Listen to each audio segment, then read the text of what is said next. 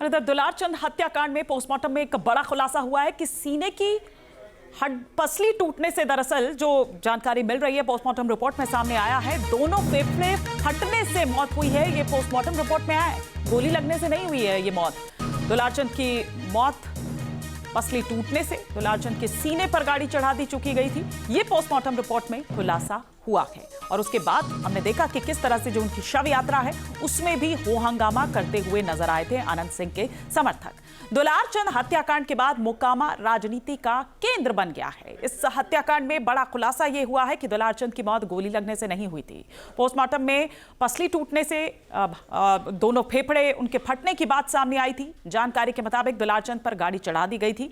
इस हत्याकांड से जुड़ा एक वीडियो भी वायरल हो रहा है जिससे दुलारचंद का बताया जा रहा है, ये दावा किया जा रहा है कि दुलारचंद पत्थरबाजी करते हुए देखे गए थे। वो वीडियो भी हमने आपको कल दिखाया था। और अब इस हत्याकांड के बाद दो बाहुबली अनंत सिंह और सूरजभान आमने सामने हो गए हैं। अनंत सिंह जहां जेडीयू के प्रत्याशी हैं तो सूरजभान सिंह की पत्नी वीणा सिंह आरजेडी प्रत्याशी हैं। दुलारचंद हत्याकांड के बाद खूब हंगामा हुआ। अंतिम यात्रा में अनंत सिंह और सूरजभान के जो समर्थक हैं वो भिड़ गए, जिसकी वजह से दुलारचंद का 29 घंटे बाद अंतिम संस्कार हुआ।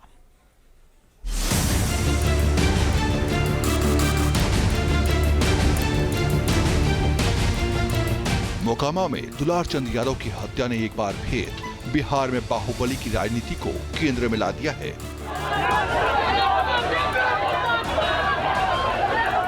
दुलारचंद यादव की शव यात्रा के दौरान उनके समर्थकों ने हंगामा और नारेबाजी की।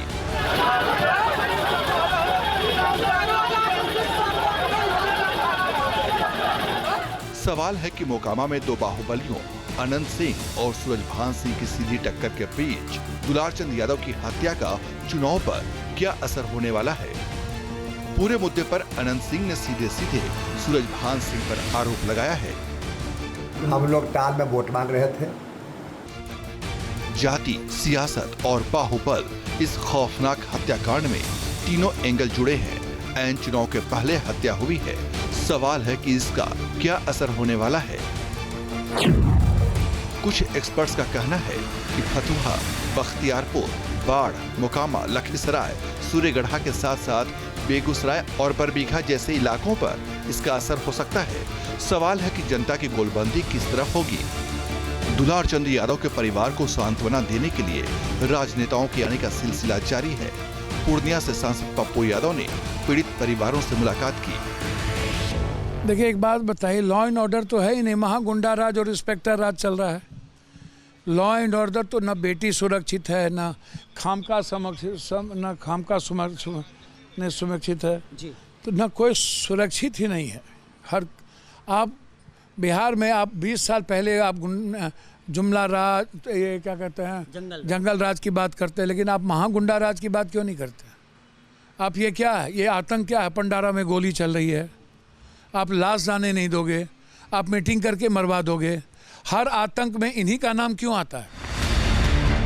बिहार की सियासत का दागदार पहलू ये है कि वक्त के साथ बाहुबलियों के समीकरण बदलते रहे हैं। अनंत सिंह को पिछली बार आरजेडी से टिकट मिला था। इस बार उनके विरोधी सूरजभान लालटेन छाप से चुनाव लड़ रहे हैं। दुलारचंद यादव हत्याकांड पर सूरजभान सिंह की पत्नी और आरजेडी उम्मीदवार वीणा देवी ने अनंत सिंह पर संगीन इल्जाम लगाए हैं। पर देखे कि उनको गोली मारा गया है, उसके बाद उनके देह पर जो है गाड़ी चला रहा है।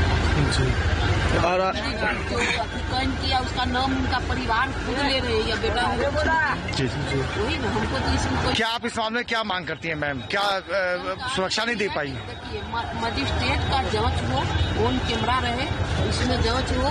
और हम लोग अदालत से मांग करते हैं और चुनाव आयोग से, चुनाव चल रहा है, आचार संहिता है, चुनाव आयोग से मांग करते हैं कि इस पर जो होगा आप इसका जांच।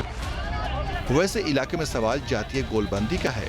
दुलारचंद यादव जनसुराज पार्टी के उम्मीदवार का समर्थन कर रहे थे। मोकामा के जनसुराज प्रत्याशी पीयूष धानुक समाज से आते हैं और मोकामा में जनसुराज की रणनीति धानुक अति पिछड़ा के साथ साथ यादवों के समर्थन की है। धानुक वोटर्स को अभी तक नीतीश कुमार का समर्थक माना जाता है। इन सब के बीच यादव समाज के बड़े नेता की हत्या हुई है। बड़ा मुद्दा है कि कि क्या इस हत्या से बिहार के कुछ इलाकों में जातीय गोलबंदी की परंपरा टूटेगी। जनसुराज पार्टी ने साफ किया है कि दुलारचंद यादव का संबंध उनकी पार्टी से नहीं है। जिन सज्जन की हत्या हुई है वो जनसुराज में आधिकारिक तौर पर नहीं है, लेकिन जनसुराज के जो वहाँ आधिकारिक उम्मीदवार हैं पीयूष जी, उनके साथ उनके समर्थन में वो लगे रहे हैं।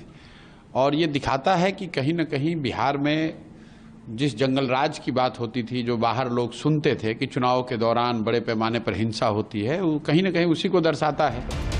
वैसे इस हत्याकांड के बाद आरजेडी को भी नीतीश सरकार पर हमले का मौका मिल गया है। लालू के जंगल राज पर बैकफुट में रहने वाली आरजेडी अब सरकार पर सवाल उठा रही है। यही है ना, गुंडों को, अपराधियों को संरक्षण कौन दे रहा है? और जंगल राज की बात कर रहे हैं ये लोग। जिन लोगों ने अपराधियों को पाला पोसा बड़ा किया, केवल अपनी कुर्सी बचाने के लिए इस्तेमाल कर रहे हैं जो लोग, आज उन लोगों को संरक्षण दिया जा रहा है और वही लोग जंगल राज की बात कर रहे हैं। बिहार में सियासी रंजिश में हत्या का सिलसिला बहुत पुराना है। दुलारचंद यादव का मर्डर इसी की एक कड़ी है। ऐन चुनाव के वक्त हत्या हुई है, इसका क्या प्रभाव होगा, ये सबसे बड़ा सवाल है। T news nation.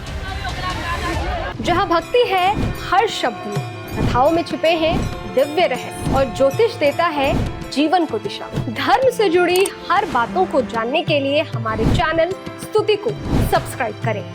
चैनल पर जाने के लिए इस लिंक पर क्लिक करें।